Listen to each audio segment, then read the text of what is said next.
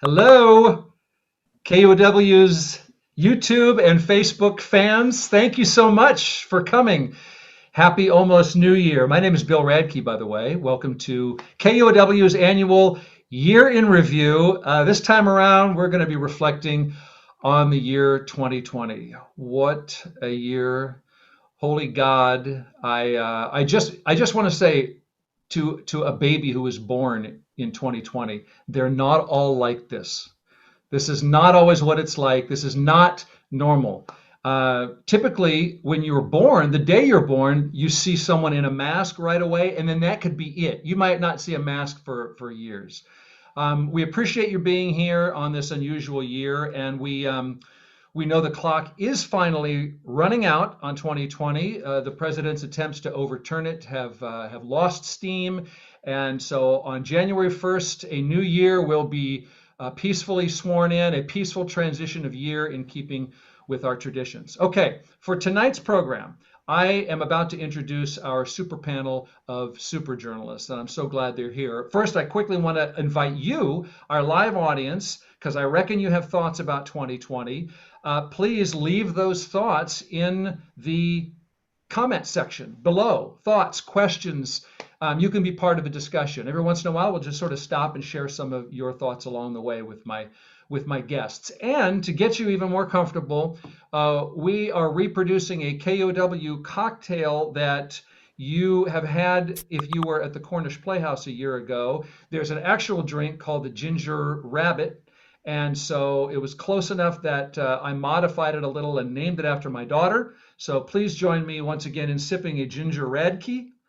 My 10-year-old is so proud, and you will find the recipe, including a non-alcoholic version. This is fully loaded, but you can find a non-alcohol version in the description box below this video. It's bourbon, and I think bourbon tolerates a lot of nonsense. There's all kinds of stuff going on in this drink. Okay, I by the way, I've only had a couple of sips. So before we get to what did happen in the year 2020, why don't we start by remembering what we thought would happen? Hey, Bill, this is your producer, Sarah. Before we get into that, we are having some technical difficulties with your camera, so we will be right back in a moment. But the lovely audience is just going to get to chat more about where they're coming from and why the Error 202 screen is not going to go away as soon as we get to the year 2021. Okay, just tell me what to do. We'll work it out.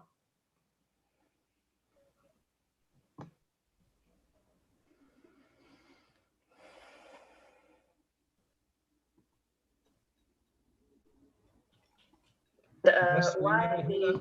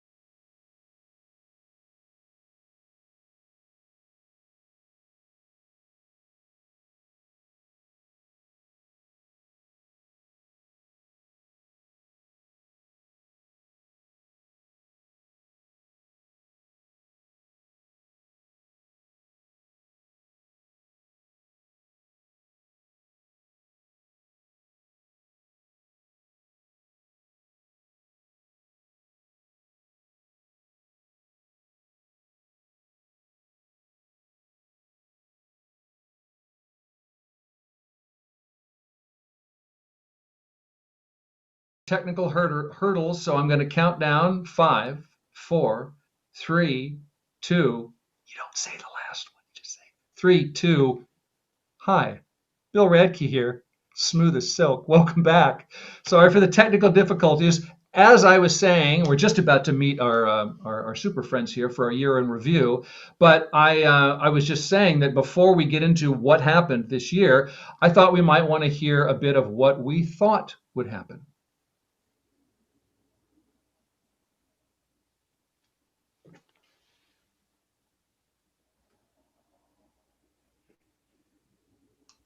I don't hear anything.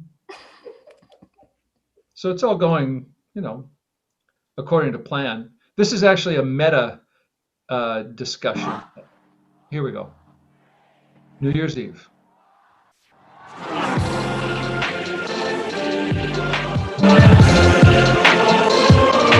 2020 is absolutely bursting with potential to be a total barnstormer of a year. Third-party delivery, I think, is going to hit a wall. It's going to blow up in their face. Puffy sleeves will come back in. Well, the long-suffering Capricorns, they've had challenges the last 2 years. They're actually going to have a really good year in 2020. They're also going into a weight gain year. Moody's Analytics says there's a strong chance Donald Trump will win re-election anyway. Now, I foresee that Donald Trump is not going to get into power. And I really feel like it could be an illness around him. Americans should know that this is a potentially very serious public health threat. But at this point, Americans should not worry for their own safety.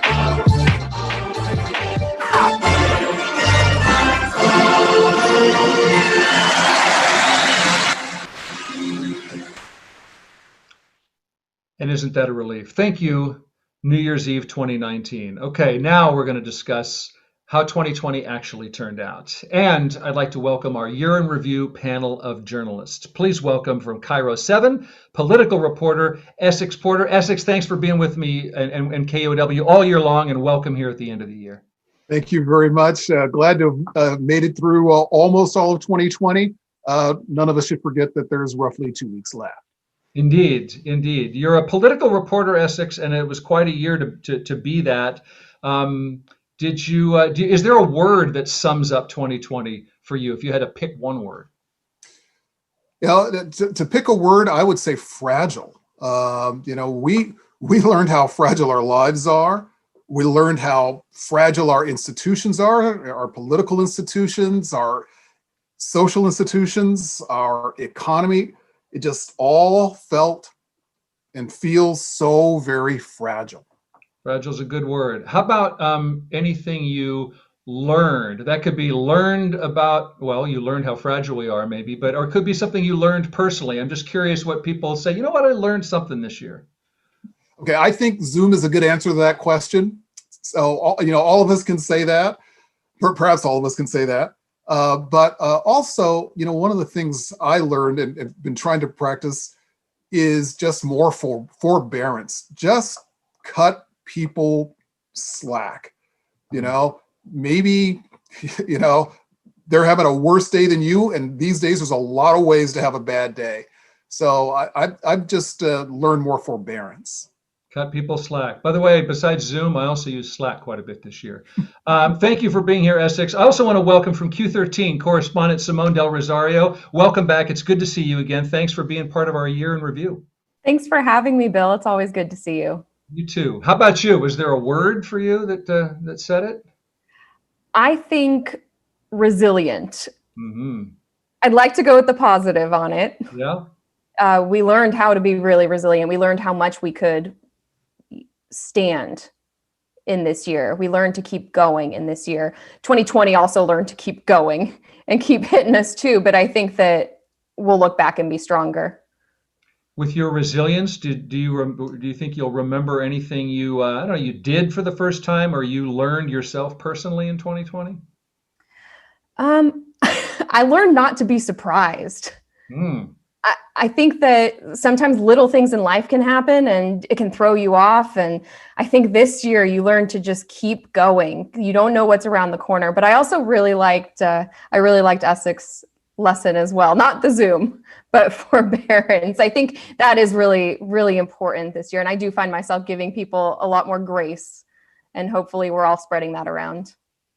I like to hear that. From the stranger, editor Chase Burns, again, I've just had a really good time getting to know you better this year. And thanks for coming on and looking back with us today.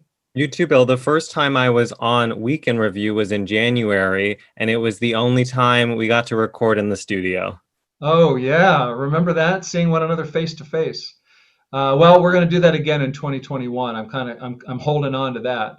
Was there anything that you learned personally this year, Chase?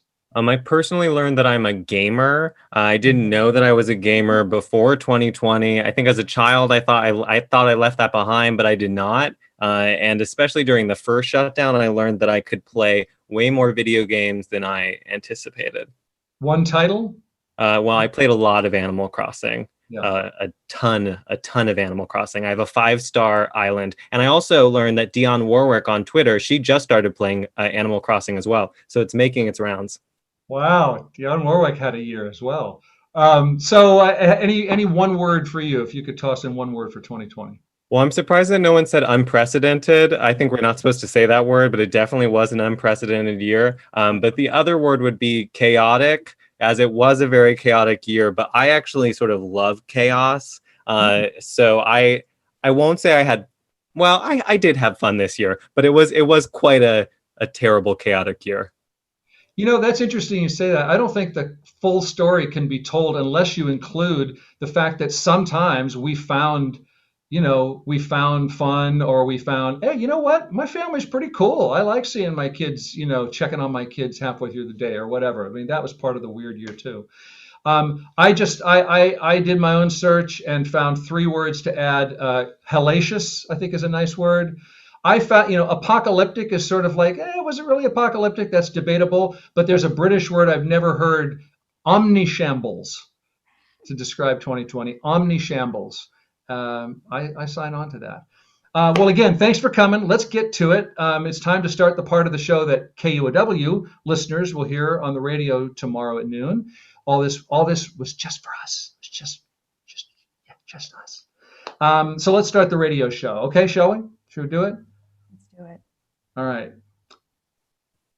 Welcome to Friday. Welcome to mid to late December, the near terminus of the year 2020 from KUOW Seattle. It is the Year in Review.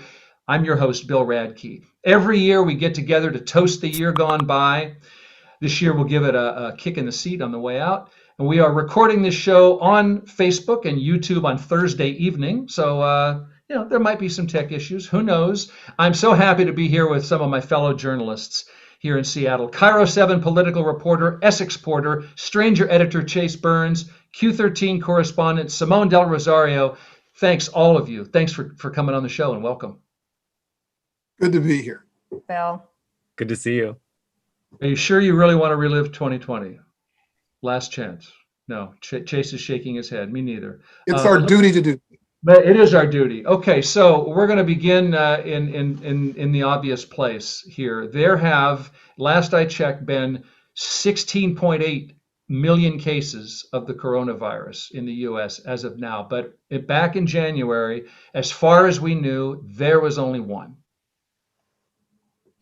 Now to developing news, a case of coronavirus has traveled from China to Western Washington. Good evening, I'm Dave Wagner. I'm Monique Mingloffin. Now that virus has killed 9 people and sickened over 400 in China. Health officials say the man traveled from Wuhan, China to SeaTac Airport last week on his way back to Snohomish County. Now, it's very possible that COVID had made it to the United States before that Snohomish County case was detected. Either way, a month later, America's first known COVID death was linked to the Life Care Center in Kirkland, our first outbreak. And think about this. You're stuck inside here. You're watching your friends die and still wondering whether or not you have contracted coronavirus. That's what's happening here inside the Life Care Center. We did just see some federal doctors leave. You can see there's another aid car here right now. And still, not everyone has been tested. Still not everyone had been tested. Simone, around this time, our local public health officials were desperate to test, to track this virus, but researchers were not officially allowed to test for COVID-19. Would you remind us of that, how that happened? Bill, it was actually a really difficult time. We had all of the alarm bells going off. COVID-19, or we didn't even call it that at the time, the novel coronavirus was spreading throughout our community.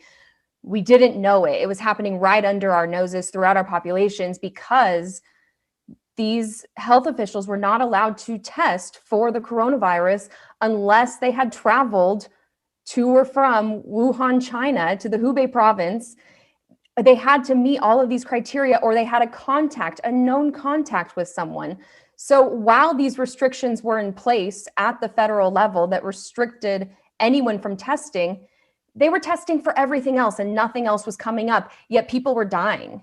People are having really horrible respiratory failures. And that was actually what was happening with what ended up being the first death. Is they had a sense, but they weren't allowed to test. And actually it was heroes in our own community. Obviously we were the epicenter at the time, but in the Seattle flu study, they went against federal rules and they had these, samples and they tested anyway. And yeah, some of you are nodding. I've interviewed Helen Chu. It was, it was an important part of the story for the whole country. It was really important because we were so frustrated not having answers. And I can't imagine how they felt at the same time. And to have it right at their fingertips and be told they're not allowed to, that courage that they had to go against the rules and to do it anyway. We've learned so much from them throughout all of this. Well, in hindsight, to me, that red tape situation feels like a premonition of the country's disjointed response to the virus. Eventually, the president trying to downplay it, which helped make the pandemic a partisan issue. We cannot allow one virus to destroy this Constitution. This unpermitted rally had more people with guns than with face masks, and not much social distancing either. I was given $2,000 to pay 3 months' rent. I don't think so. This is my country. This is my government. They work for me.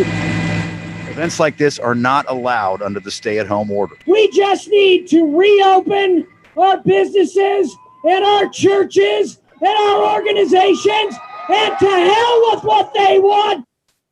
Chase Burns, I heard you use the term severed realities, like two different realities.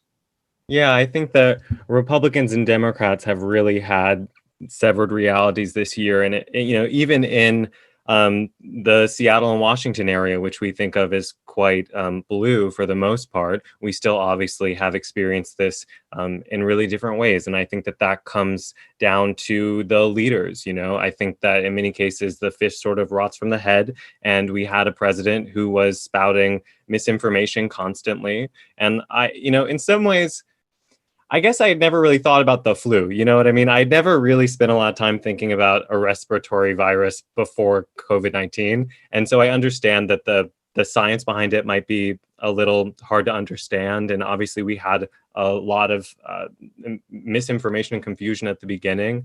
And there were a lot of people who were being faced with losing their jobs, losing their incomes, losing their businesses. That being said, it's really sad that in America, just basic science became such a partisan issue, and we've been dealing with that this whole year, and we continue to deal with that today. Yeah. Any other thoughts on the cleavage, the division? You might have thought that a pandemic would unite people. Any other reflections on a divided 2020? Well, Ben, it's very difficult as we can see to unite people these days. There's such a partisan divide here and nationwide, in part because there is not a true sense that we are all in this together. Our economy does not have people all in this together. It used to be the richest person was much more closer to the poorest person in our economy than they are now. Your bosses didn't used to make so much more money than the average person at the company made. There's such a cleavage. So, one of the things that this pandemic has done, and the economic problems because of it have done, it just really exposed the many cleavages in our society. Yeah, Simone, it just seems like all of the cleavages just gathered and each rushed to the opposite side of the ship. It's like your politics are, your politics are different from mine. You live in a different place. You have, one of us has to go to work and the other doesn't. One of us can work from home and the other, the income, it's just, and yet there's so much going on, but it felt like it got boiled down to an either or, to a good or bad, to an us and them. Well, not for the first time, but really in a way that penetrated our innermost lives. Politics, these decisions at the government level, all of this was affecting all of us. And it was far more personal than maybe some other policies in the past. We immediately felt these decisions. We immediately had opinions because we were immediately affected. People were losing their jobs. People had wonderful businesses that they weren't allowed to open up. Deeply personal for these people, for everyone. And it's something that touched all of us. No one can come out of this year unscathed.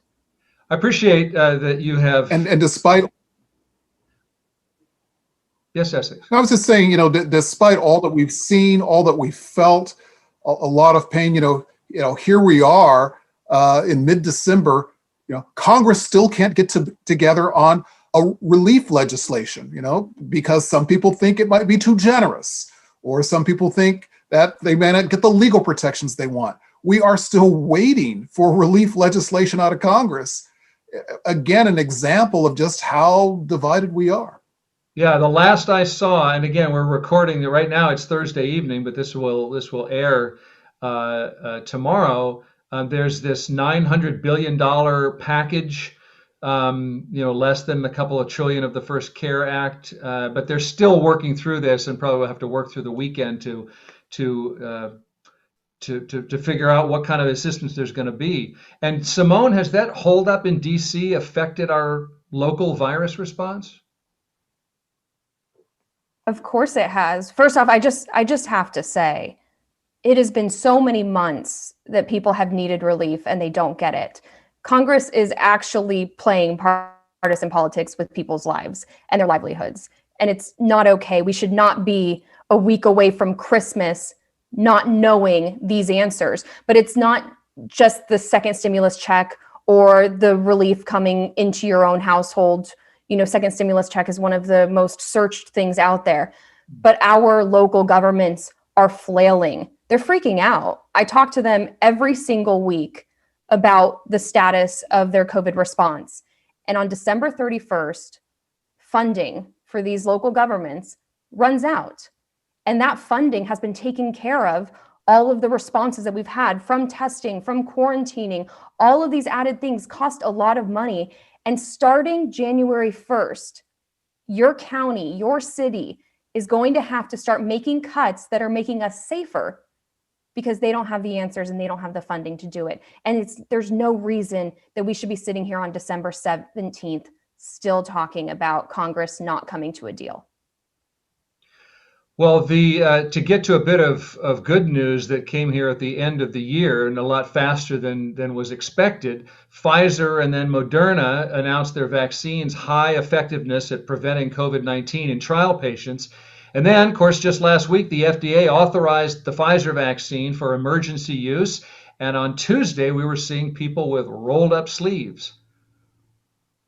Like our listeners can't see it, but we're looking at the needle. Essex, you were telling me we're seeing more needles going into skin than you're used to. Well, it's not it's not me. I'm not especially squeamish about it. But, over my years in broadcasting, usually we're told not to show the needles when you're doing the flu shot story or the measles vaccination story. And now, what was it, Tuesday? It was pretty much wall-to-wall live television across every time zone as people woke up and went into the hospital and got their vaccinations. And we were seeing a lot of needles close up. Some of our viewers have been complaining about it, and I don't blame them. Really? Wow. There's already been an interruption in the vaccine rollout. Again, this is just news just coming in, but Governor Inslee just said the CDC has told him that our state is getting 40% fewer doses. Does anyone know what's going on? It was interesting. Yeah, it was interesting how Governor Inslee literally broke that news. I don't think half the country knew that until he put it on his Twitter stream. And what has happened, according to the governor at his news conference, he's saying that apparently Pfizer has all the necessary vaccines. They haven't run out of vaccine. They're ready to go. But Pfizer has not gotten instructions from the government as to where to send it. So the CDC has warned states, since it's Thursday, end of the week, your vaccines aren't on the way. You're not going to get as many next week as you would expect. In fact, you're going to get cut by about 40%. And it's not just us, but it's fragmentary. I've seen Oregon's in a similar boat, Illinois, Florida. I was thinking, is it blue states? Florida, though, it's we're in the middle of some chaos again. It's not strange. And it's not just, taking Governor Inslee's word for it. Pfizer themselves, we have the doses. They're here. We've given these commitments. We're ready to go. And we're not told where to send them. And we're just all in these big question marks now, because a 40% cut means 30,000 healthcare workers, first responders, long-term care residents next week won't be getting doses that should have been getting doses. It's a very strange thing. And we don't have the answers. Yeah, Operation Warp Speed has so far not been quite as warped and speedy. And I just think that we should buckle in for a 2021 that might be as chaotic as 2020 was. We might just be midway through this. It's going to take a while to, before any of us right here might be vaccinated. Oh yeah. Well, I hope someone is sharing information and making presidential transitions and the whole thing right in the middle of all of this. Essex, something that I haven't seen much here, we're talking about, the vaccine that maybe is going to save us.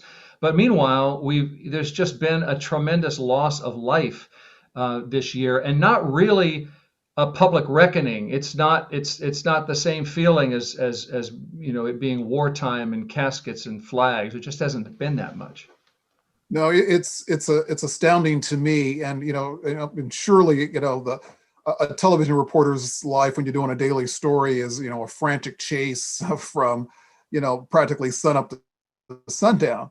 But when you stop to think about it, so many Americans dead, in excess of 300,000 in this country, in excess of 3,000 in our state alone, and I have yet to hear, maybe it's out there, but I have yet to hear of any sort of call or arrangement of just a national day to commemorate these lives, a national day of mourning, where we would just stop for the day, the same way we stop on Memorial Day to honor those who died fighting to protect the country. And I'm astounded that I haven't seen any national movement for that, and it's so many people dead, but yet, no sort of unified ceremony of mourning. Even though that commemoration could be bipartisan. Yes, no. It could be. I don't see it really as necessarily a political thing. It's what a society does, right? Right. Well, now here we are wondering when businesses and schools will reopen and the masks can come down and we can hug it out. But after all of that eventually happens, Simone, what do you think? What do you think Seattle will be like? Is it the same city? Is the region set up the same way, or are some of these changes staying around? There's a lot of reasons that Seattle is going to look different in the future. Politics, what's been happening with with what we've been seeing downtown. But the biggest thing is we're going to have a huge exodus. It's going to be a tech exodus, and we're already seeing it. We're seeing people fleeing zip codes because as we get used to working from home, companies are already thinking about downsizing their space, and the ripple effects are going to look similar to what they did in the pandemic when Amazon first sent their workers home. When you have fewer people downtown, you're going to have fewer people out there eating lunch every day. South Lake Union is going to be a lot more dead. Businesses are going to dry up. And those workers aren't going to be replaced. So people will eventually go back to work. It's going to be so many months from now when we see those big swarms of employees, but still it's not going to be the same. There's going to be a big exodus, and companies are already closing up shop here, big companies, and setting up elsewhere or embracing work from home, and people are fleeing to more affordable places. Chase, what are you thinking about post-pandemic? You know, what's interesting about that, the exodus of sort of high earning tech workers, is it's sort of leaving a vacuum in a way for some people, like in apartment buildings, to move on up to a higher price unit that they potentially couldn't have afforded before, that now, at least with renting, they can, because landlords are trying to just like break a deal to keep the units and the renters that they still have. And so that could potentially, like in my most optimistic mind, allow space for the lower price units to become slightly more available. I'm thinking like Seattle has been such a hard place for young people to live. You know, if you come here for college and you're trying to get a job here afterwards, it can be a really difficult place to live or rent if you're especially in the core of downtown. And so if I'm being really optimistic, I think, you know, maybe this is an opportunity for us to allow the kids to come back. And maybe, you know, people always talk about, oh, Seattle in the 90s, it was so grungy and it was so fun. You know, maybe we're at a tipping point where it could be a little grungy and fun, and the kids could come back and rent a fairly priced apartment. And so that's my most optimistic frame going into the next few years. How about you, Essex? Well, another reason for optimism is, you know, I think I saw a little story or a news release yesterday that Seattle is the place where people are leaving, but they're seeking short-term rentals. It's like they want the option to come back in 6 months or a year. So it's not like necessarily the people who leave the city now are going away forever. You know, plus, you know, remember, you know, cities are centuries old. There's a reason cities are established, and I think those reasons still exist. You know, that connections between people, commerce can be easier, ideas and goods can flow. Seattle will be maybe a little different, but I think you know, ultimately Seattle will thrive. Now, there is one caution. The state of Hawaii, they are literally offering free round-trip tickets to people who want to spend work from home in Hawaii. So if you want to spend work from home in Hawaii for 2021, you can get a free round-trip ticket to do it. And round trip. They're not trying to say live in Hawaii. They're just saying come and work for a while and then you have to leave? Yeah. Okay. Yeah. You know, there's and anyone around here knows there's a lot of people from Hawaii who live in Seattle area and Pacific Northwest. They may want to go home for a while and ultimately come back to their lives here, but it's not limited to people like that. You can be part of the program. Simone is very interested. I saw that. I'm sorry, Bill. I've got Q13 on the line right now. I'm just checking to see about some work situations. I'll get back to you. Yeah, that's not a flight agent there, travel agent in any way. Okay, let's pause on. I like hearing any kind of optimism, so we're gonna pause this virus, if only, right? We're gonna pause for now because we've got other things to discuss that made up this incredible year of 2020. Just one last note on the pandemic. Governor Inslee's asked us not to travel for the holidays, which of course did not stop people from flying for Thanksgiving, not completely. I was able to get a recording of the onboard announcement on one of those Thanksgiving flights. And I don't know, I felt like the flight attendant just seemed kind of frustrated. Ladies and gentlemen, welcome aboard Alaska Flight 825 from SeaTac Airport to Honolulu, a flight that you were specifically asked not to take. The captain has turned on the fasten seatbelt sign. Not that you care. We'd also like you to stow your carry-on, put your seat upright, and refrain from smoking. Or I guess you would put it, blah, blah, blah, blah, blah, blah, blah. Oh, here's a rule you'll like. Put your own oxygen mask on first, before you give a damn whether anyone else can breathe. Okay, it got a little tense there. This is KUOW's Year in Review. We're going to continue in a moment. By the way, voice acting by KUOW reporter and aspiring sketch comic, Hannah Boyko-Wyrock. Well done. Right back with the tumultuous year of 2020, continuing. Coming up next, 3 words, defund the police. We're going to be right back with more of KUOW's Year in Review. Okay, so that's where we take our radio breaks. You Facebook and YouTube fans. So as I said, any comments you had, I thought we have time to pause down and sort of interact with our audience a little bit, and then we'll continue with the radio show part in a moment. So you did kick in some thoughts. Julia wants to know. Julia says, I'm always curious how folks like these are able to look at this information every day but still move forward. Not a listener question, just a follow-up. How was it for all of you? How'd you do it? So basically they're asking, on a personal level, how are you doing? How are you doing? How have you done it? That's a hard thing to answer. I think back in March, I work for a paper that we lost half of our staff in March, and then we had to then do the hardest reporting challenge I think any of us have ever had. And you just do it because you have a responsibility to do it, and also because I think all of us are naturally curious people. And so if I wasn't reporting, I think I would still be on my phone just looking for the answers in my head. So I think the natural curiosity and the responsibility is what keeps you going. I would agree. It's a purpose, and that's what keeps us going day in and day out. I won't lie, it was really hard to look back on this year as I was getting ready to prepare for this show and think about all the things that we did cover, and it started to weigh on me, but I have blessings in my life too. And, my immediate family is safe, and it's important to get this work out. And there has been a lot of attacks on us this year, but we do this because we love to do it. And also trash TV. Yeah, that helps get me through the days. Trash TV. Okay. How about you, Essex? Yeah, I would say a combination of both Chase and Simone.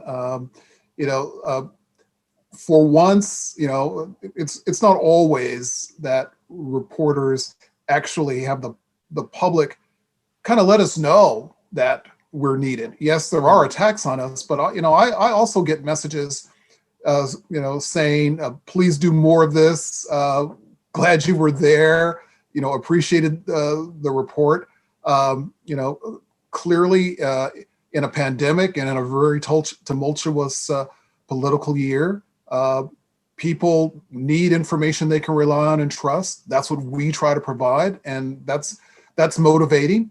And frankly, the days can be so frantic, you don't have time to think, and just like anybody else in any other job, sometimes you just hide behind the work. You're right that it helps when you hear something from your audience that it matters, and we have something in public radio called a pledge drive. So we, every once in a while we'll be asking people, if you're in a position to contribute, great, and let us know what you think. And you just, as you're saying, you hear all these messages back, words like lifeline and standing up for the facts, and we have a job to do. Chris says, I keep thinking about my final day at work before the shutdown. Anything you would have done differently if you knew it was about to happen? That's an interesting question. If you've got one day to do the thing that you won't be able to do. Does anything come to mind, anybody? Someone else answer first, because I'm going to step away from the camera for just a second to show you what I would have done differently if I'd known I wasn't going back for months. Okay, I would have, because we got sent home abruptly, and had I had more of a heads up, I would have hightailed it to my parents' ranch. It's no cell service down a 6-mile dirt road, and I have Wi-Fi. I could have done my job sitting in front of a bookshelf there, and could have been isolated with my family and riding horses to let the days go by. But unfortunately, I was in my Seattle townhome. Stuck. Yeah, I would have booked a little Airbnb weekend trip nearby, not very far, just to have some time, but I would have booked it alone because while I love my partner and I think he's literally in the other room listening to me right now, he became unemployed for 3 months right then, and we were stuck together for every single day that whole time, and it was great, but I would have taken some time for myself, Yes. Essex, you're back. Well, like everyone, I thought we'd, maybe be out of our newsroom for a few weeks, maybe a month. Field crews at our station are really not allowed in the newsroom.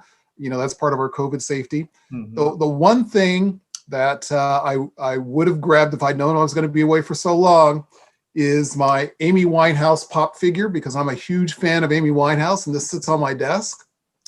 And the reason you see it now is because I was allowed in a special studio for election night coverage, and I snuck into the newsroom for 15 seconds and grabbed my Amy Winehouse. Wow, that's devotion.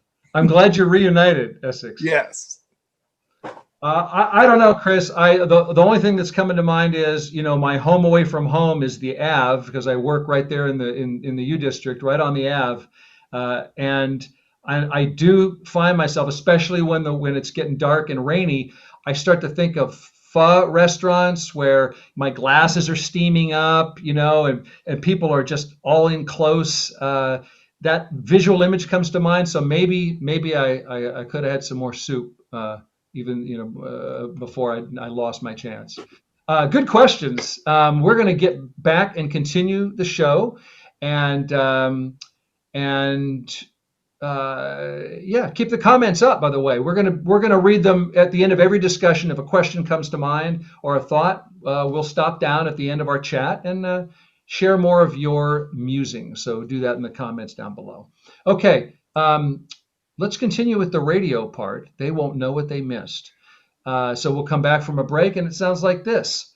From KUOW, welcome back to the Year in Review. I'm your host, Bill Radke, with my crew of panelists, some of my favorite local journalists, Q13 correspondent Simone Del Rosario, Stranger editor Chase Burns, and KIRO 7 political reporter Essex Porter.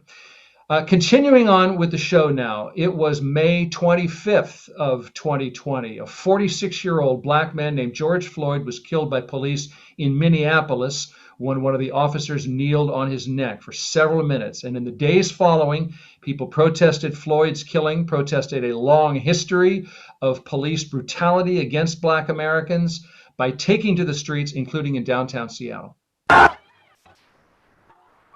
So for listeners who can't see what we're watching now, this is video of protesters and police downtown. A canister of what appears to be tear gas is thrown into the crowd. Essex Porter, there have been so many protests, so many conflicting accounts. How do you sum up the demonstrations, the damage, the police response? How would you describe what happened this year? I'm sure citizens see it as a combination of both frustrating and maddening.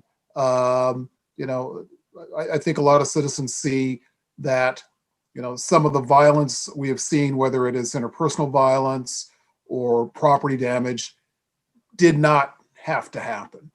But I think it has led to some thinking among people, some changes in attitude toward what policing should be, why people would be so angry, why people would protest. The most striking protests to me were frankly the very large and very peaceful protests that we saw. I think it was 60,000 people for a silent protest. There was a huge crowd for a Juneteenth march that I covered. That's what I remember as sort of the true spirit of the movement for racial and social justice. How about you, Simone? Yes. I was just going to add that Downtown Seattle Association took a poll and asked about the approval of the police department.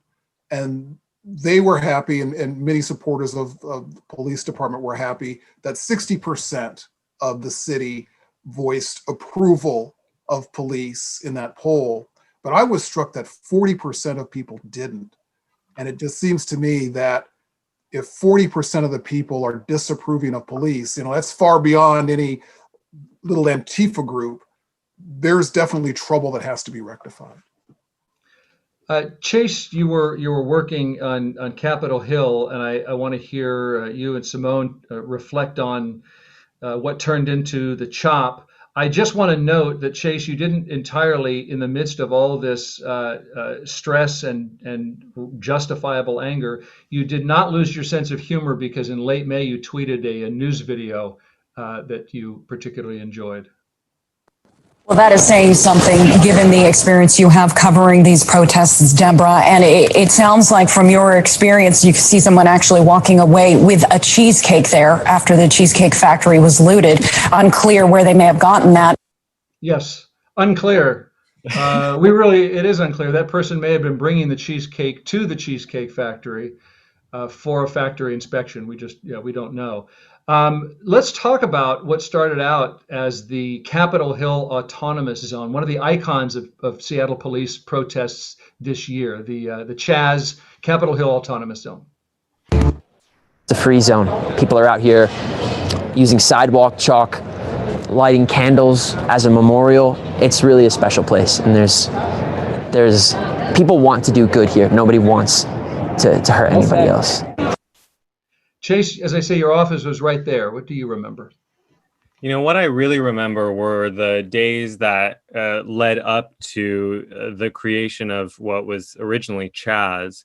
And, you know, we were on 11th and Pine, and the journalist Amari Salisbury coined the standoff there the sort of Western barricade. And the standoff that happened between protesters and the police was incredibly tense, and especially the night before the police vacated the East Precinct. I think about it, just in that day, there was the car attack with the shooting, where the man tried to run into the crowd and then shot another man.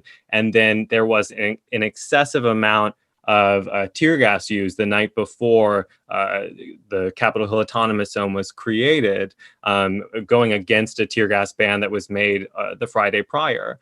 And so, Chase, if I can interrupt, I think maybe you filmed this clip. We just have a little bit of that.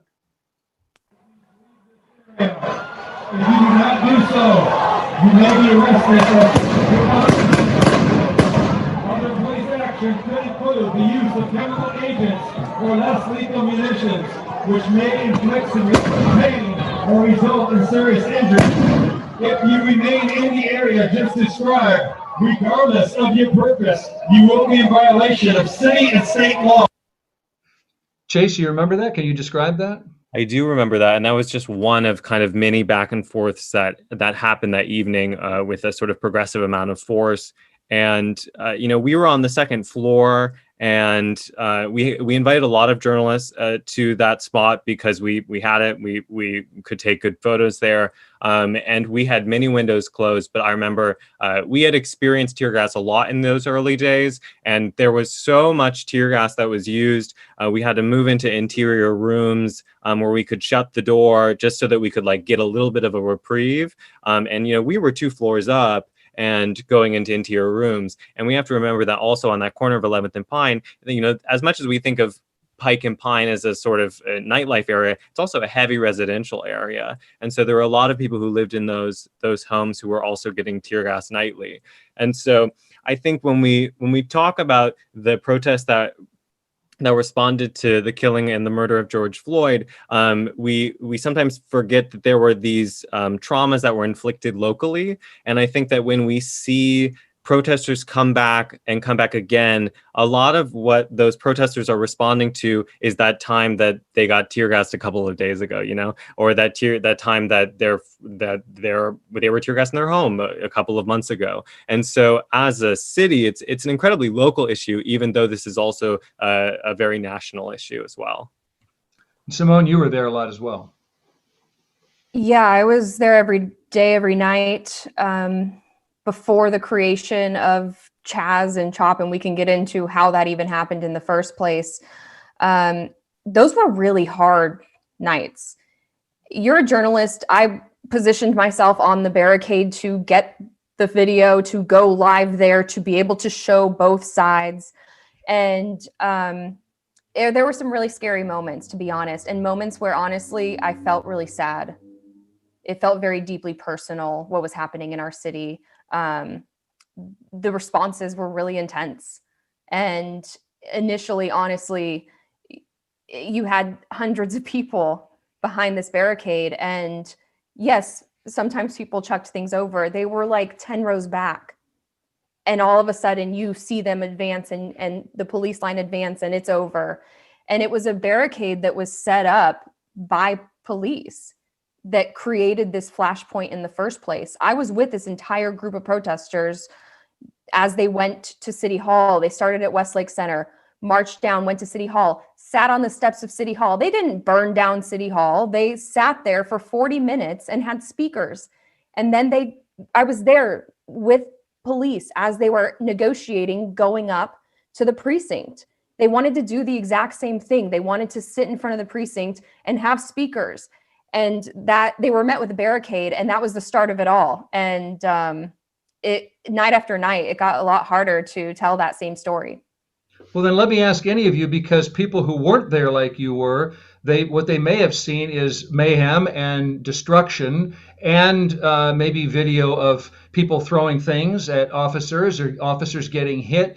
Is there something, having been there, that can help someone understand a different perspective than they're protecting us and they're protecting themselves and making split-second decisions doing it? And of course, I am talking really about these early days, and I think that things got unnecessarily violent on both sides. And I think that honestly, the violence that we've been seeing against police has created a lesser sympathy in the community than we saw in those early days. But when we talk about largely peaceful protests, we're not just saying that. I'm on the ground to give you the exact truth happening on the ground. And frankly, I and everyone else, we're putting ourselves in harm's way to do it.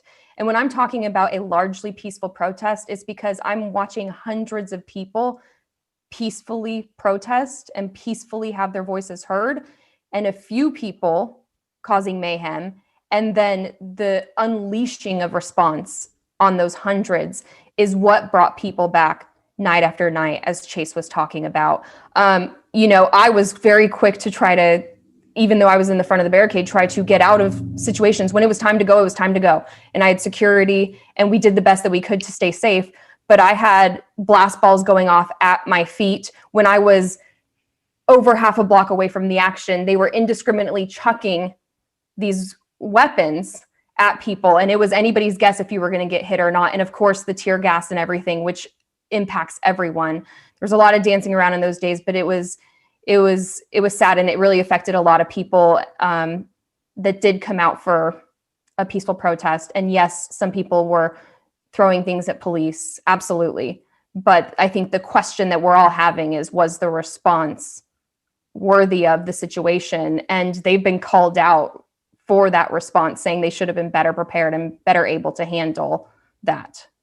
Yeah, we talk a lot about tear gas, and I think you mentioned flashbangs and these sort of these grenades that go off. And we had a protester, Aubriana Inda, who KUOW interviewed, who was hit with one directly in the chest. And when I think about what I'm sort of recovering from that period, the tear gas was very difficult, but I actually find that the flashbangs were really difficult and scary. And when I even go back to that first big protest downtown on May 30th, that was supposed to start at 3 p.m. And by 2:38 or something, we had already, the police had already ordered a dispersal and were using pretty aggressive crowd control tactics. And so you had people that were filtering into downtown that were coming for what they thought was almost sort of like a Women's March-esque protest that were being met with a very large amount of force. And I think that when you ask, like, what should people at home know to better understand the situation? You have a lot of people who were just coming out and maybe they were an hour late or something, or maybe they were in the case of May 30th showing up on time, that were being met with so much force, and that does something to a person. That when we talk about people acting more aggressive or throwing a plastic water bottle, maybe you showed up to a protest and you were met with a force that you weren't expecting, and so you threw a plastic water bottle. It's just like we had such a tense experience on the ground, and it was so disorienting, and you would often find yourself sort of kettled into a certain corner, and people don't anticipate that when they're trying to go out to show support for a situation like when we started. We're going out because of George Floyd, and so I think you just have to really there was a lot going on. The young woman who Chase just mentioned, who was hit with the blast ball, she died 3 times, had to be revived by medics.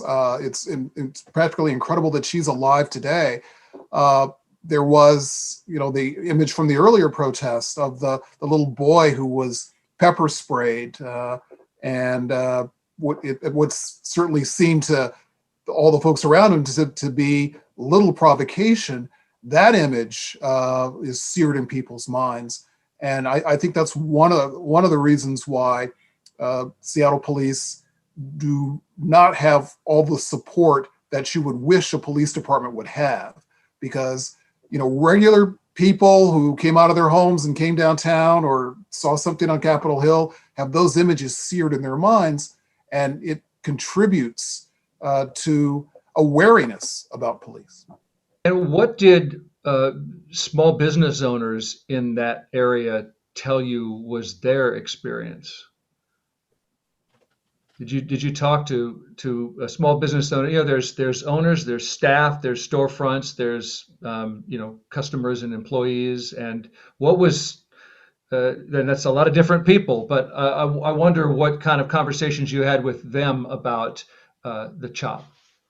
I would just say that it really obviously runs a gamut. And when we're talking about CHOP in the early days, I think there was an exceptional amount of mutual aid that was given by neighborhoods, organizations and businesses that were right there. You had like Vermilion, which is right there on 11th, that hadn't been able to have business for, months, and was suddenly sort of turning their restaurant into a mutual aid station. You saw a lot of that popping up in early days. Obviously, there were some business owners that were less friendly towards the whole situation. And then, when you talk about the end of CHOP and Chaz, whenever that sort of is, the end of June, the situation had very much evolved and changed by the time we got to the end of June.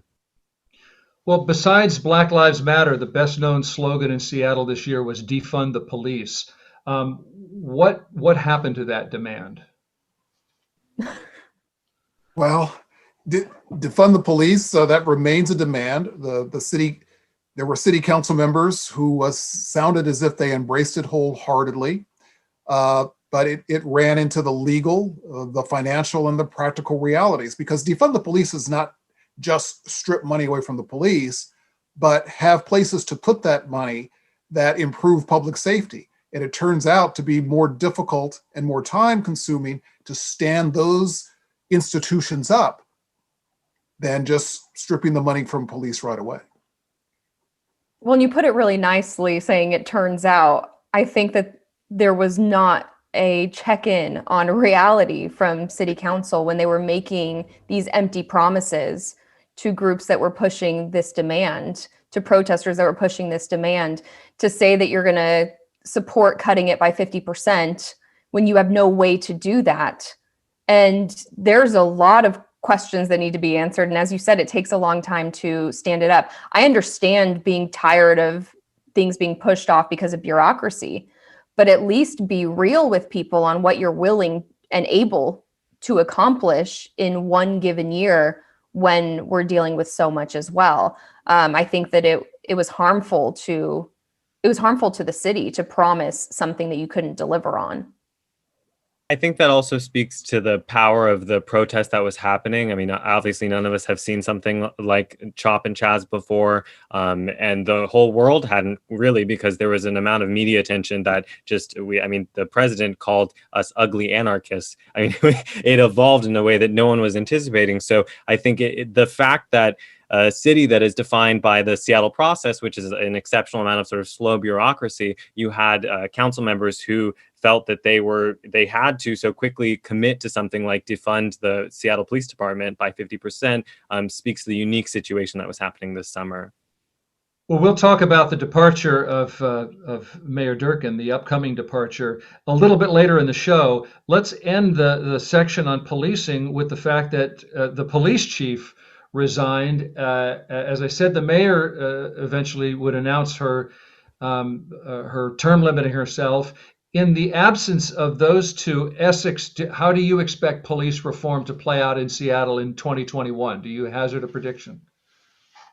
Well, again, slowly, but I think there will be some pressure also from the legislature. The Democrats in the legislature who are the majority, have police reform as one of their top 4 issues in a session that's going to be pretty tough.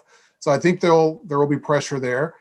There will be the need to select a new police chief. And one of the things I haven't looked into, and maybe Simone has insight, is how is the fact that the mayor will not go beyond the end of her term. How does that figure into the selection of a new police chief? Or do we simply end up with an interim chief until a new mayor is in place and someone is then willing to take the job knowing that they are serving a mayor who's in office for 4 years? The truth being that the city has recognized that they're in no position to be recruiting a police chief at this time. And so I think that interim chief Diaz is going to be sitting in that position for a while. You bring up such a great point in the mayor's departure and how that would help or hurt recruiting at that point. This city is full of uncertainty right now when it comes to the police ranks, and 2021 will be more of the same. You know, and while people may have been upset with the police, Carmen Best as chief was a very, very popular figure. She was a very popular figure before she became chief. And when it looked like she wouldn't get the job, there was an uprising in all strata of society in this town. And I've seen Carmen Best walk West Seattle, and people coming up before she was chief, people, when she was interim chief, people coming up to say hello and to wish her well and to express their support. I've seen spontaneous standing ovations for Carmen Best just at the mention of her name. So she was a very popular person. And, you know, maybe the police department wasn't running as well as she would hope, or some of the general public would hope, but people liked her and they didn't like seeing her be insulted in that way. Yeah, and the police have admitted that they need to make new policies around de-escalation, and what we now just have to see is the dance between how far those new policies will go, and do they satisfy the 3 main police accountability organizations that Seattle has, and we're seeing that dance day to day. So I think that we will get new de-escalation policies. Clearly, there were mistakes here that I think the whole city recognizes. It's just it remains to be seen how far those changes go around de-escalation. Well, this brings us right into the third major theme of 2020 in Seattle, the 2020's other virus being politics, from local to national. And we're going to touch on politics when we return as we continue on KUOW's Year in Review. And now we take a break, and we have a couple more comments from folks. Thanks for your comments down below. Tammy says the dichotomy between what the national news portrayed and what was happening is astounding. Does that seem like, there's always been a dichotomy anywhere, right? When you know what's going on locally, how it gets distorted or portrayed. Do you think this was another, a brand new level of that this year? Oh, it was incredible being in CHOP every single day and going against misinformation that was happening at the national level. It was quite astounding, and hearing from your family around the country and friends around the country asking what's really happening on the ground. And are you okay? Yeah, are you okay? Are you alive? And this could be anybody. It's not just me, as on the ground, or any of you on the ground. It's anybody who lives in Seattle. The consensus being that Seattle's on fire and taken over. But also I was standing at CHOP, and there's information going out that CHOP's done. CHOP's over, and my feet are on the ground. It's here. And I'm watching these articles pop up online about the end of CHOP. And my assignment desk is calling me. Is it over? We're hearing that it's over. No. Yeah, I think the phenomenon of CHOP sort of exists as its own thing. It's sort of separate from the protests, because a lot of the organizers that were there in the weeks leading up to CHOP, a lot of them left when CHOP and Chaz was created, because they described a sort of Coachella feel that suddenly happened when all of this media descended on the area. And I think anyone who is in the area knows that if you look to any corner, you had a different person that was speaking and sort of giving their own narrative of what was happening. And so I've never been in a situation where you could go into a few blocks and really dissect it any way you wanted to. You could turn your camera, and there were so many scenes happening that if you could go into CHOP and find the story that you wanted to find. And I think that that's why we saw so many news organizations around the world coming to Cal Anderson Park. One more listener comment. Lauren, or viewer in this case, Lauren from Lake City says, my question for Bill and the guests, thoughts on how Seattle political leadership could work effectively with protesters' demands on issues of racism, homelessness, and police brutality. So we've talked about some of the, the ineffectiveness and broken promises. Maybe if there was an answer, we wouldn't have the problem. But any thoughts on how Seattle leadership? Yeah, these are difficult issues. It's a divided place with a lot of heat on us. How could they work with protesters' demands better? You have to understand and put your feet on the ground. I think that people are listening better. I think that's a real positive out of this year, is I think we're thinking about things in a different way. But I remember as all of this was happening, you could go do the sexy story at CHOP. There's always going to be something salacious happening or whatever else. I went to the Central District and said, let's talk about the history of this place and redlining and what really happened and understand these plights. And I think that our politicians can do more of that and talk to those people and learn who are the right people to be talking to, really. And you know what? I have to pause it there because I'm being reminded that we've got to stay on pace to get through the whole show. And we're going to get into politics, so let's do that. Thank you for your comments. So let's see. So let's just get back into the radio side, which is back from a break. From KUOW, welcome back to the Year in Review. Bill Radke here hosting, fortunately with my Zooming panelists, Stranger editor Chase Burns, KIRO 7 political reporter Essex Porter, and Q13 correspondent Simone Del Rosario. The big story of 2020 that we've been brushing up against all evening is politics. The coronavirus was political, police reform was political, and those politics were more contested, more distorted, more oppressive than any that I can remember. Now, we could start our politics review with Pete Buttigieg winning the Iowa caucuses, or I could just jump to this week. If anyone didn't know before, they know now. What beats deep in the hearts of the American people is this: democracy, the right to be heard, to have your vote counted.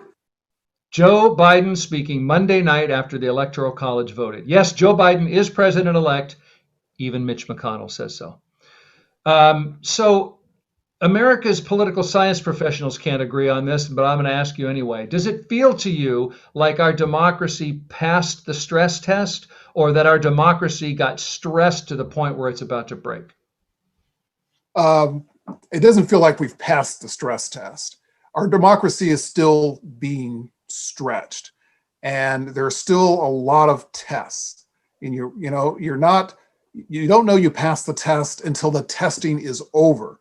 But we're still being tested. You mentioned Mitch McConnell. I think it took him, roughly 6 weeks to acknowledge that Joe Biden is president-elect. You have two of our own congresspeople here in Washington State, Dan Newhouse, Kathy McMorris Rogers, both signed on to the Texas lawsuit to overturn the election. And that was just last week. So no, we're still being tested. Simone, you worry that reality doesn't necessarily seem to matter anymore. It doesn't. And that's what's so different, or what feels different this time, is it doesn't matter what actually happened. It doesn't matter what the truth is anymore. It only matters what someone says and how many times it can be repeated. You'll notice that as words, phrases, ideas are being repeated, people believe it. So the reality doesn't matter anymore. I think about how Dominion machines are now this household phrase. You didn't know what that was the last election, but now you do, and you're saying, or people are saying, oh, well, those Dominion machines, I'm not going to vote if those Dominion machines are the ones that they're using. We're hearing that in Georgia with the runoff. We have left reality in some ways, and we've left the ability to hear each other and to reach common ground. And I think that when we get to the inauguration and we're not going to have the past president there, it's just another breakdown of what norms we're used to that allow us to believe in democracy and move forward. So your person didn't win this time, maybe next time. Chase, what do you think when someone says to you, I was expecting a lot more political violence around the election than it turned out to be, at least so far? Well, what was really surprising, is, maybe not for Washingtonians, is how long a vote can take. And I think that we built up the election night for so long, for many years. I think since the night that Donald Trump won, I think we've been building up this election night that happened in November. But in reality, voting takes a long time. And so the reason that we didn't see so much violence immediately, I think, is because this process has been stretched for so long. And in many ways, that's a saving grace. And I think that that's going to happen again in January with the Georgia runoff elections. That election is not going to be called, I don't believe, that night. And so I think we've all hopefully become more familiar with the fact that that elections can take a while. That being said, what I'm really worried about is, like Simone said, when not only does Trump not show up to inauguration, but what if he does something like announces he's running for 2024 in a really formal way at the exact moment that another president is being sworn in? We have never experienced something like that. And I think that we are headed towards at least a situation where Trump still has a very strong stranglehold on the Republican Party. And so that's going to be the story of 2021, is how the Republican leadership responds to Donald Trump. Essex, we've been talking about Donald Trump as if he's not going to show up to the inauguration. To my knowledge, he hasn't exactly said that. He hasn't promised to go, but he hasn't declared he's not going to be there. But maybe my fellow panelists know more than I've seen. Well, Essex, since we touched a little on the question of violence, in Olympia, there was a shooting this just a few days ago during an election protest. First of all, do we know the condition of that person who got shot?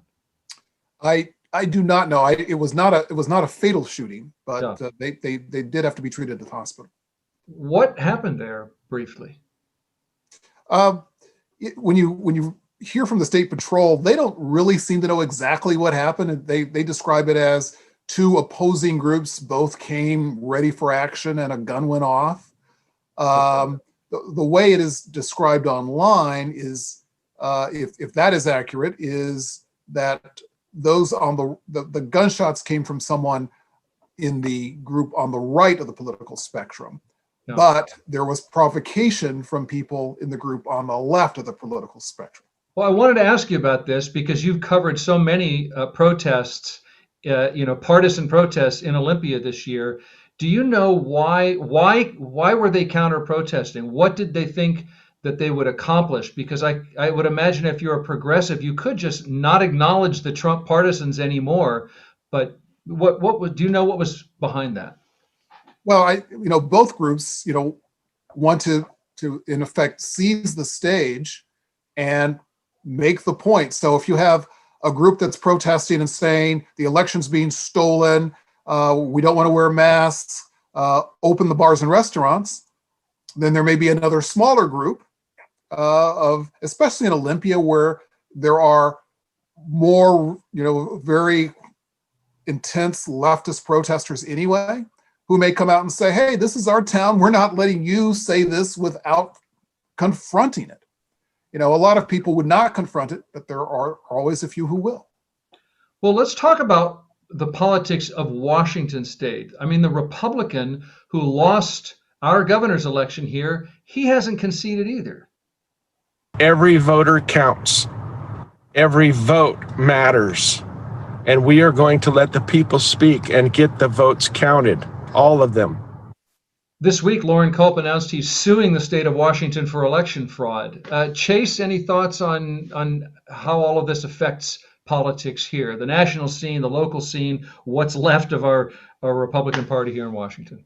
Well, I think that it's a real existential crisis for the Washington GOP. I mean, you have the three top elected Republicans. Let's say Secretary of State Kim Wyman. You have the House Minority Leader, the Senate Minority Leader, and they've come out and pushed against Loren Culp's claims, which are unfounded in really forceful ways. I would argue not forceful enough, maybe a little too late. But you're going to have fans and the supporters of Lauren Culp sticking around for a long time. And so the Washington GOP chose him as their gubernatorial candidate. And so I think now they have to come to terms with, who is their base and what sort of factless claims do they allow to proliferate. And I think that it's frankly dangerous. And J.T. Wilcox said so when he was referring to threats that were made against the Secretary of State's office.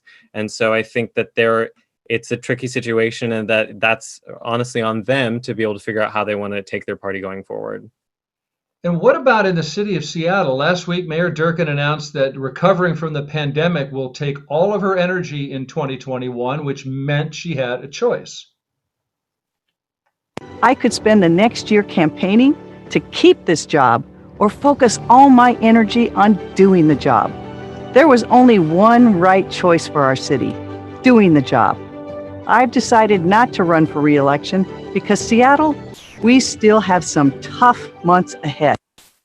No doubt. Simone, do you have any thoughts on what the city of Seattle wants in a new mayor right now? I don't think there is a cohesive idea as to what the city of Seattle wants. I think that Mayor Durkan's decision and the reasoning that she put behind it was certainly a glass half full. I think that she would have had a very challenging time getting reelected. Who knows what the end result would have been, but to drudge up every misstep along the way would have been largely painful and distracting, and it would have been the entire campaign. So we'll see what's next. It's interesting because a lot of the names that are coming up are not new, fresh faces. They're faces that have been around the city of Seattle. And so it'll be interesting to see what direction it goes. A couple of years ago, the celebration of some of these female liberal leaders in our city of Seattle have all of a sudden been kind of run off in a way. Yeah, you're talking about not just Mayor Durkan, but the police chief and the Seattle superintendent as well. Denise Juneau, the day after she announced she's going to leave as school superintendent next year, she told me that Seattle needs to rethink what we expect from our city leaders. There's also, as I look at it, perception that leaders need to be perfect and they need to be doing everything for everyone in an urgent and important way, and it better be quick. And I think that there's something that we need to really try to unpack there and prioritize different things. Because I think if we set out timelines and priorities with community, we can definitely get those things done. It's just when everything becomes important and urgent, it is an unfair burden on leadership to try to get it all done at the same time. Does anyone think Seattle has unreasonable expectations, or anyone disagree? Well, a lot of expectations have been built up in Seattle. They're not unreasonable. The problem is there's a lot of problems that should have been solved decades ago, or we should be well on the way solving them now, and we're not. So people are understandably impatient. I was thinking back to what we were talking about whether Mayor Durkan could have won re-election, and of course, ultimately, that would have depended on who was the opponent after the top two primary. Because this is something Joe Biden used to say, and I've heard him say it here in Seattle. Don't compare us to the almighty, compare us to the alternative. And who would the alternative have been to Mayor Durkan? Yeah, I think that this city is really active in politics. And so I don't think that we ask for perfection. I think that we have a city and citizens that are very hungry to discuss where the city is going and how the city is changing. And so I think in many ways that's a good thing. Obviously, not all forms of debate are helpful. And we've seen a lot of unhelpful forms of debate. But I think that when we're thinking about a progressive challenger, Jenny Durkan really won her election the last time she ran. And a lot of that is because often when progressive candidates run, there's sort of a lot of competing progressive candidates. And so it'll be interesting to see if it is a candidate that's a little bit more to the center or liberal and a progressive candidate, which type of progressive candidate comes forward. Let's I think I get to pause there and hear from listeners a little bit. Yeah, it's a good time. Well, if you want to unite people, it helps to have a common enemy. So coming up, murder hornets, as KUOW's Year in Review continues. Okay, so Julie is asking us, should the media focus on the outgoing president once he's out of office, or should we stop paying attention to him once the inauguration happens? It's a good media, here we have a panel of journalists. You could say on the one hand, it's easy to say, he's irrelevant now. He's the president of irrelevant. But as we've just said, he might declare, what are your thoughts on media focus on Trump? He's the most popular Republican ever. And he has, made a movement behind him, and people really listen to him. And I don't think he's going away. And the Republican Party knows that. And so I think the conversation switches to, where does the GOP party turn? What do they end up looking like? Do they look more like Trump than they did 4 years ago? I think media has learned a lot of lessons on covering him at the national level based on 2015 and 2016 and the amount of airtime they gave to him at that time. But I think, certainly the tweets and that kind of stuff. And what does Donald Trump have to say about this? He didn't win. We do need to move forward and find out where this country moves forward.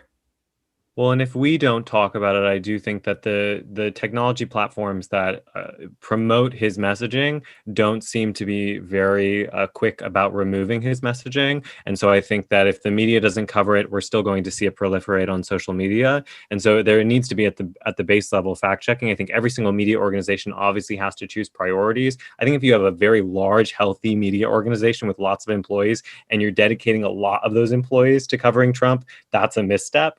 So every single media organization is going to have to choose where they're putting their reporters and what topics they want to cover. But I think all those media organizations are going to have reporters covering Trump and the folks around Trump, the Trump family. There's going to be, it looks like in New York, there'll be some trials that people will be covering. Media organizations already gearing up for Florida. That's where Trump is moving. They've already interviewed the people at Mar-a-Lago who say it's not legal for you to live here. We don't want you to move here. The Trump show is moving on, but it's not going to move off our screens. Let's roll on. Thank you. Good question there. Keep them coming, and we can get to your thoughts in the comment section down below. Let's get back to our show. From KUOW, you're back with the Year in Review. Bill Radke here, your host, and our panel of journalists, KIRO 7's political reporter, Essex Porter, Stranger editor Chase Burns, Q13 correspondent Simone Del Rosario. And we're looking back at 2020. We've talked, of course, COVID and defunding police and political division, but can we also talk murder hornets? I mean, this is an insect that's native to Southeast Asia, 2 inches long instead of 1.5 inches. That's a big deal in hornet inches. It's normal to find this animal in Tokyo restaurants. Diners enjoy its numbing crunch, but it is not normal for it to be in Blaine, Washington, which is where it was found a year ago. Maybe someone smuggled it here as food. More likely, a mated queen got onto a shipping vessel. Either way, it's a problem, not so much because the hornets threaten people, which they do, but because they murder our honeybees. Q13 spoke to a beekeeper who lives 2 miles from where that first hornet was found. This morning, he's showing us pics of one of his hives he believes was wiped out by the Asian giant hornets, literally decapitating all of the honeybees in that hive. Not cool, murder hornets. Not cool. Now, Asian honeybees have ways of dealing with giant hornets. They smear buffalo poop at the entrances of their nests, which the hornets don't care for. Even better, Japanese honeybees will swarm the hornets in groups of up to 500 and vibrate their wings until the temperature reaches 115 degrees, which the bees can survive, but the hornets cannot. I'll see your decapitations and raise you a heat stroke. But American honeybees have not evolved these defenses, and those honeybees are what pollinates Washington apples and wheat and pears and apricots. So, a team of Washington state entomologists spent this year looking for the source of these hornets. The scientists took the few hornets they had caught and put them on ice to make them groggy, and they tried to attach trackers to them. On the first hornet, they used glue, which may have gotten onto its wings because that hornet never did fly. Then they tried tying a nano radio tag tracker to a hornet with dental floss. That hornet did fly, but it landed in a tree and sat there for an hour. So they gave it some strawberry jelly, which perked it up, and it took off again and led the researchers to some guy's yard, where sure enough, there was a big nest in his tree, which the entomologists wrapped in cellophane to close off all the openings but one, and they used a shop vac to suck hornets. Images of the operation show the team in protective suits setting up scaffolding around the tree so they could reach the opening of the nest, which was about 10 feet high. Entomologists vacuumed out 85 hornets and collected another 13 live hornets with a net. By the way, those extremely unflattering outfits they're wearing, they found those on Amazon. They are beekeeper suits, which is a nice touch to let beekeepers indirectly have a hand in bringing down their murderous tormentors. Anyway, the entomologists cut the nest out of that tree, took it to a WSU lab, opened it, and found 400 more hornets, nearly 200 queens. The question is, how many queens escaped and are still out there building more colonies of toxic, decapitating Asian giant hornets? And that's the story. Was that scary or was that oddly reassuring? It sort of feels like a metaphor for COVID. You know what I mean? That was how COVID felt at the beginning of January. You're like, oh, I think there's just a few cases. There's just a few queens, but hopefully it doesn't go the way of COVID-19 and suddenly we have those 200 just proliferate. I just remember seeing New York Times Mike Baker's tweet about it. And I was like, Mike, we don't have time for this. Like 2020 does not need this. And then it was the big story across the country because, of course, we have to be the epicenter of murder hornets as well. That's how it felt. On top of everything else, murder hornets. Yeah. Essex? It was good to have a story that could knock both COVID and the election out of the lead spot in the newscast, if even for a day or two. The murder hornets, in one sense, were an almost welcome distraction, or at least and a very unwelcome distraction, of course, when you are serious about the damage they can do. Yes, an unwelcome distraction, but honestly, in 2020, any distraction. By the way, a listener sends a note to us while we're talking. Guy says, actually, what I called American honeybees are European. So let's just remember, this is a global, it takes a village to decapitate thousands of bees and to smear buffalo poop on your home. Don't forget that. Okay, let's wrap up this show. We're going to be right back with everyone's favorite topic every week, which is what's made you smile in 2020. Stay tuned. Okay, and we're already at 8:34, so let's just roll on. Okay, we are just about at the end of our show, a show about being just about at the end of 2020. And before we finish up with what's making us smile, I want to first thank you, our audience, for somehow willingly tuning into yet another Zoom event. You've been with us all year, and we couldn't do it without you. So thank you for being here. Now, it is finale time, so let's go back to the radio show. Welcome back to KUOW's Year in Review. We are counting down now. Imagine the ball dropping, the Space Needle not having any fireworks. We just have time to ask the panel, what has made you smile in 2020? We ask it every week. Maybe it made you even smile today. Who wants to start off with something smile-worthy in this least smile-worthy of years? I'll start. There's been so much so worrisome. Frankly, I have trouble letting joy in sometimes. But the story that I'll keep smiling about is that story from North Little Rock, Arkansas. There was an African-American family. They put a blow-up black Santa in their front yard. They ended up getting a nasty racist letter about it. The dad and the family read this on the internet. Neighbors all over town saw it. And when it went viral, many of the white neighbors from all over town bought up black Santa Clauses, put inflatable black Santa Clauses in their yard. And that story always makes me feel good. Nice. How, it's not that hard. Santa is an evolving, a legend whose image has evolved for centuries. If you're making Santa Claus oppressive, maybe just reflect. Maybe just on Christmas morning, have a glass of eggnog and think, is that really the person I want to be? Way to go, North Little Rock? North Little Rock, Arkansas. Well played, North Little Rock, Arkansas neighbors. Who else is smiling about anything? Simone, I see you're not alone. I brought my smile with me if you guys are joining us on the video version of this.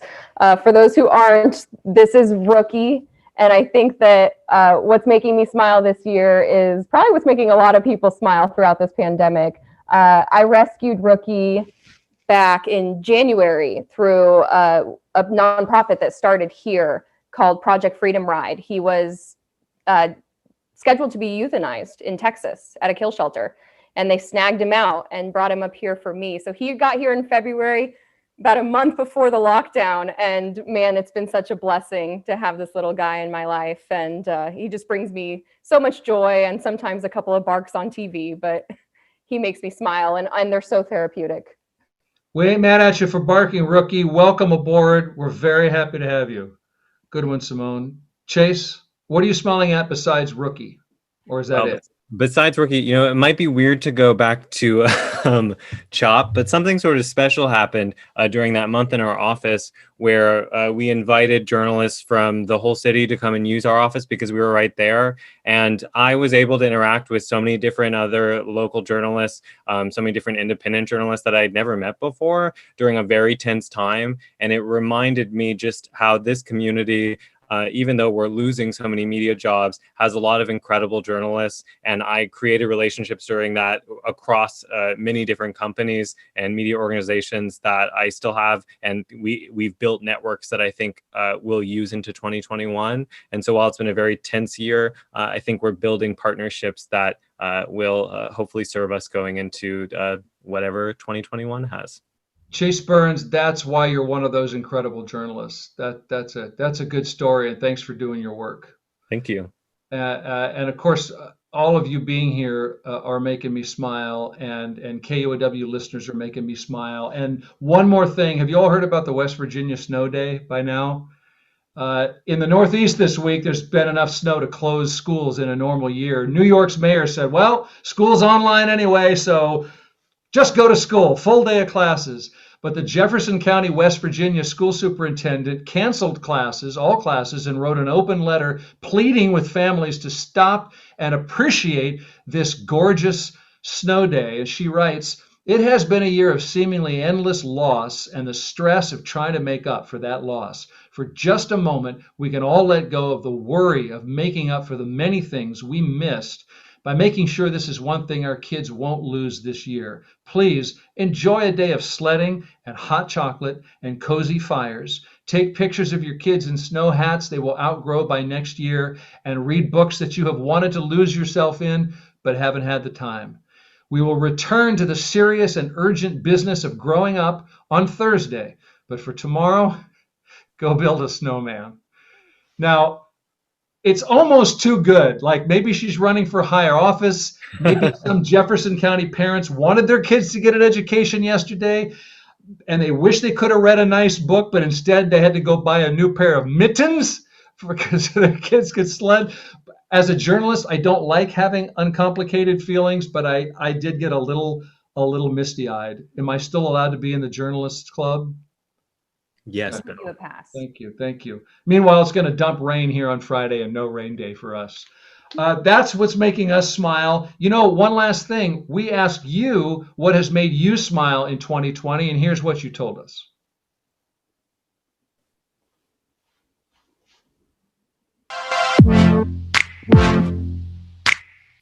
Hi there, my name is Mandy, and I live in Seattle. Hey, Bill, this is Rick. I'm in Bremerton. Hi, my name's Joanne. I'm from Bainbridge Island. Hi, my name is Joash Smith. I'm calling you from the PetSmart parking lot in Silverdale, Washington. And to the question, what makes me smile, even in this pandemic of 2020, I would have to say my 3 dogs, Scout, Marley, and Sam. Their love, their support, their smiles makes me smile. I love my dogs. Driving up Woodby Island on a sunny day, that's what makes me smile. What has been making me happy this pandemic is my hummingbird feeder. What makes me smile is my wonderful granddaughter who was born in June, Amelia Lacroix. Meeting my partner who lives across the hall from me during quarantine. Hi, this is Jenny. I'm living in Akita, Japan, up in the cold north. The thing that makes me smile is that KUOW keeps me updated, entertained, and comforted. My name is Elizabeth, and what's made me smile in 2020 is every time that I felt overwhelmed by the critical need in the community, I was equally as overwhelmed by the generosity of the people who live and work in Seattle. It's just been overwhelming to see the way people have stepped up time and time again to help each other out. Today, what made me smile was coming home and finding a couple of little elfin children from up the block waiting for our big black and white cat named Benny to come and play with them. He loves the kids in the neighborhood, and such a sweet moment. Hi, my name is Adrienne Chastain, calling from Oak Harbor, Washington. And the thing that makes me smile this year is that my family and I, we made it. This year has been a tough year. All of my hair fell out. I have been fired from my job. We had to sell our condo. We lived in our RV for 4 months. But at the end of this year, we are still together and we're still a happy family. And we have a lot of love in our life. And for that, I am grateful. Thank you. That is fantastic. Thank you so much, everybody who called in and shared a little something that's making them smile when we've all got reasons to feel like we're not going to smile again. That was great. And I feel like this is my little informal family of people that I get to come together with at the end of the week and the end of the year and kind of make sense of what happened. Chase Burns from The Stranger, Simone Del Rosario, Q13, Essex Porter from KIRO 7. I truly am grateful that you're in my lives and that you're here for our listeners too. Thank you so much. Glad I could be here. Happy holidays. Thank you, Bill. I'm excited to be back in the studio. Not too soon, but eventually. Eventually, in the fullness of time. Yes. Looking forward to being able to see you in 2021. Me too. Rookie, good to have you along. Thank you, listeners. That was fantastic. I want to thank my producer. The things, there'd just be no show if Sarah Leibovitz were not so bright and so enthusiastic and so passionate and so talented. Thank you, Sarah. Thank you to KUOW's whole events team. Bridget Anderson, partner marketing manager at KUOW. Charlotte Duran is our events manager. Robert Jacob Springer, operational content producer. Juan Pablo Chiquiza is our social media strategist. Amelia Peacock is the marketing communications manager. Tio Popescu is our graphic designer lead. And thank you everyone who stuck with us. A couple of technical glitches, but you hung in there, or you didn't, but thank you for being our audience tonight. And if you're watching on YouTube, subscribe to our channel below. You can find out about upcoming virtual events at kuow.org/events. Finally, KUOW is right at the end of our year membership drive. We're trying to raise $1.2 million by midnight, December 31, to make sure we have the resources to keep you informed and engaged and connected in the new year. So consider donating today at kuow.org/donate. Thank you all. Team, thanks again. And I really want to see you in person real soon. Thank you. Thanks, Bill. Now I'm going to pause to turn it over to that genius, Sarah Leibovitz, who might just let me know whether we have any of those tech issues to clear up before we can finally say goodbye to everyone. Sarah, any little pickups I need to redo? No, we are good to go. Thank you, Bill. That's unheard of. Great to talk with you. We did it. We went through all that. And, there's going to be some crap in 2021, but here's to the good stuff too. Talk to you soon, everybody. Good night, everybody. Thanks for joining us. Good night.